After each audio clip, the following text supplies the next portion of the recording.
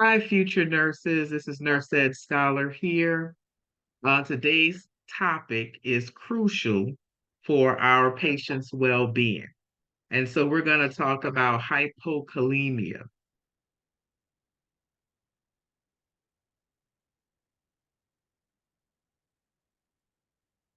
Now, hypokalemia is a serum potassium level lower than 3.5 milliequivalents per liter. So the range is between 3.5 to 5.0. All righty. And this is a very important range to commit to memory. I know that on the NCLEX, they give you ranges, but it's always good to have an idea approximately what the ranges are.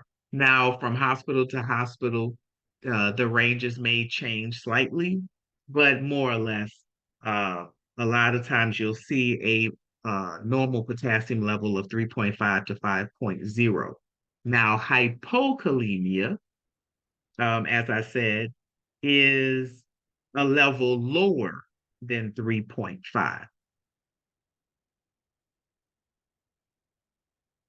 Now, the causes of hypokalemia, we talked about it's when the serum potassium levels are lower than 3.5.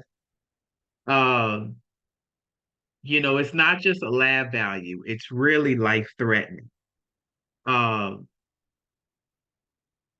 the causes can be from, and as I have on the screen, excessive use of medications, such as diuretics, corticosteroids, or inhaled albuterol, could be caused by an increased secretion of aldosterone, such as in Cushing syndrome. A patient could be experiencing vomiting and diarrhea. They could have wound drainage, particularly gastrointestinal. This could occur because of prolonged nasogastric suctioning, excessive diaphoresis, uh, even kidney disease that impairs the reabsorption of potassium. Other causes of hypokalemia could be from inadequate potassium intake due to fasting. So the patient is nothing by mouth, they're NPO. It could be from the movement of potassium from the extracellular fluid into the intracellular fluid, as seen in alkalosis or in hyperinsulinemia. And lastly, hypokalemia can be caused by the dilution of serum potassium due to water intoxication and even IV therapy with potassium deficient solutions. So just say the patient is, getting a lot of, let's just say normal saline, so that could dilute the serum potassium and cause hypokalemia. Now, when we want to assess a patient um, who is experiencing hypokalemia, we're going to look at a few of the body systems, starting with cardiovascular.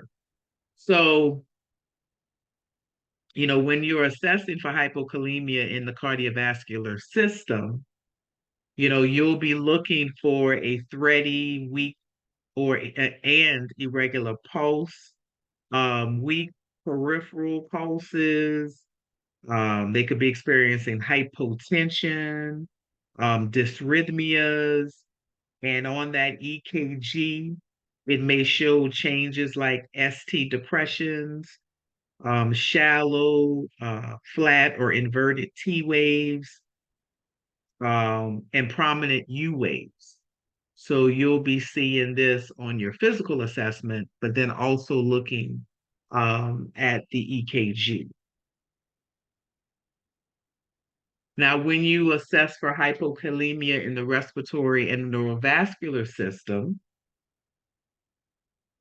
You're going to be looking for shallow, ineffective respirations. This could be resulting from profound weakness of the skeletal muscles of respiration, and you'll be noticing diminished breath sounds. In the neurovascular assessment um, during hypokalemia, you're going to be looking for anxiety in the patient, lethargy, confusion, skeletal muscle weakness, leg cramps, deep tending, hyporeflexia, lack of tactile discrimination, and paresthesias.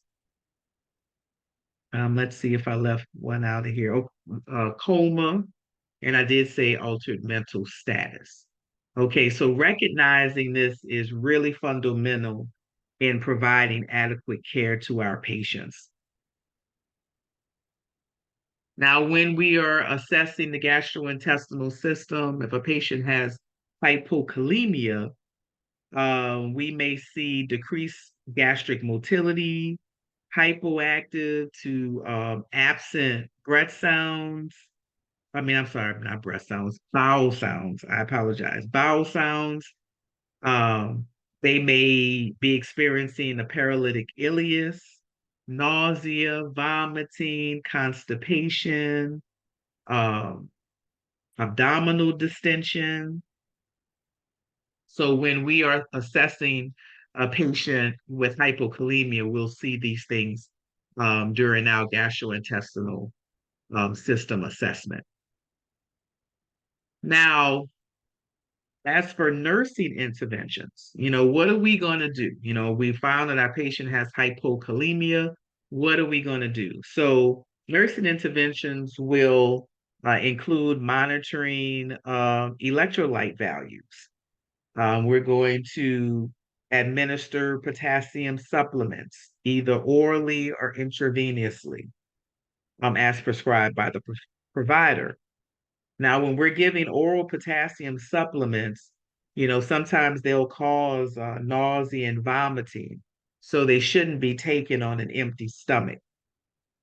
And if you're giving potassium oral supplements, if the patient complains of abdominal pain, distension, abdominal distension, nausea, vomiting, diarrhea, or even gastrointestinal bleeding, we're going to have to stop the supplement and definitely document and contact the healthcare provider to let them know of the findings.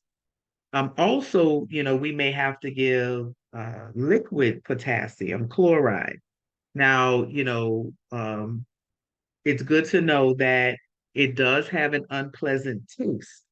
So when we are giving this or providing this for our patients, we may have it may have to be taken with juice or some other liquid because of it doesn't taste well. Um, Other nursing interventions is that we may be administering potassium intravenously. And with this, we really have to institute safety measures uh, for our clients.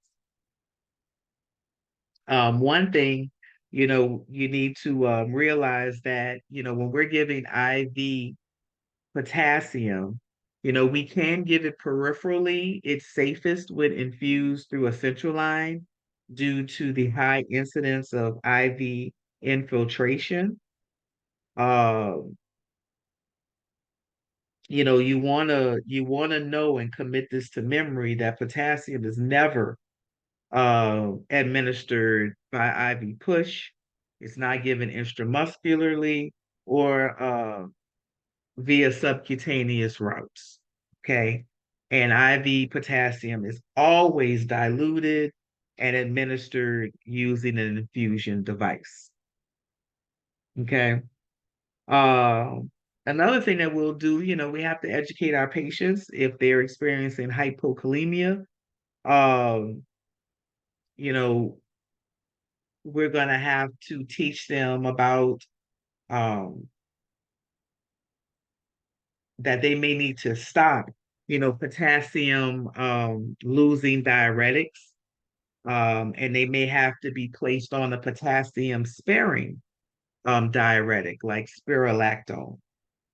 And we're going to also have to educate our clients on potassium rich foods.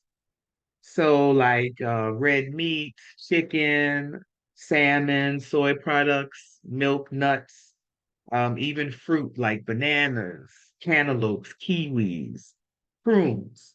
We do a lot.